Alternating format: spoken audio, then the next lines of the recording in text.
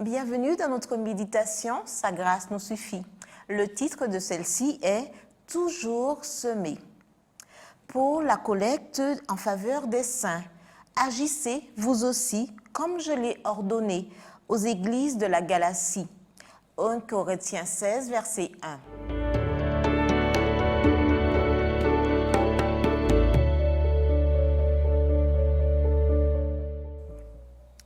Dans 1 Corinthiens 16, nous observons ce qui suit.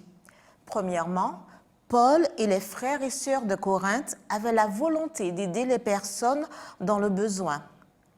Pour cette raison, ils mettaient à part des offrandes chaque semaine, voir les versets 2 et 3.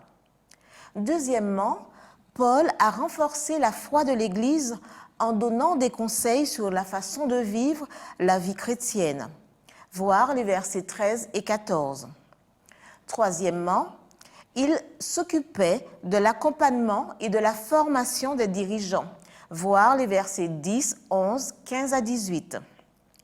Quatrièmement, il a encouragé les frères et sœurs à être attentifs aux difficultés de la vie chrétienne, à s'affermir mutuellement, à agir par amour et à impliquer chacun dans la mission, puis à prendre conscience de son rôle, voir les versets 13.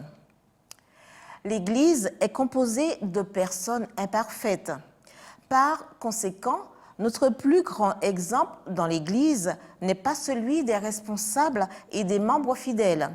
Le plus grand et le meilleur exemple est Jésus-Christ.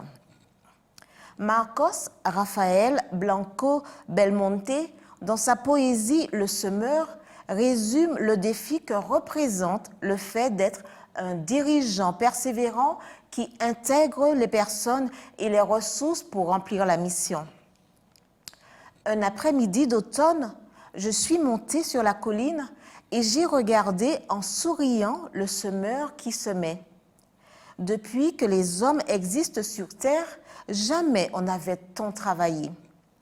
Je plante des chênes, des pins et des sycomores. Je veux remplir cette colline de végétation.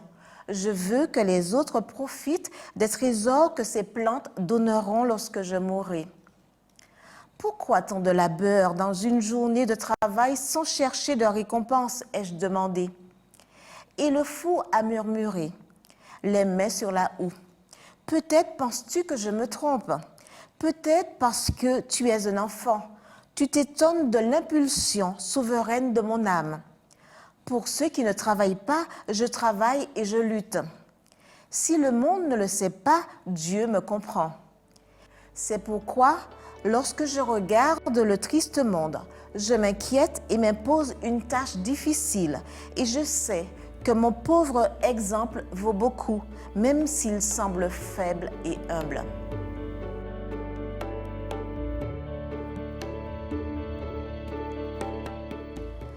Nous devons nous battre pour tous ceux qui ne se battent pas. Nous devons prier pour tous ceux qui ne prient pas. Nous devons faire en sorte que ceux qui n'écoutent pas nous entendent. Nous devons pleurer pour tous ceux qui ne pleurent pas.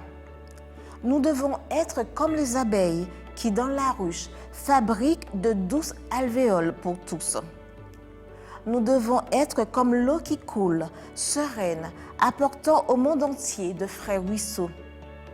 Nous devons imiter le vent, qui sème des fleurs dans les montagnes comme dans les plaines. Nous devons vivre en semant l'amour, avec le regard et l'âme toujours dirigées vers le ciel, a dit le fou. Et avec une noble mélancolie, il a continué à grimper à travers les bosquets, et en se perdant dans l'ombre, il a encore répété « Nous devons semer, toujours semer. » Amen.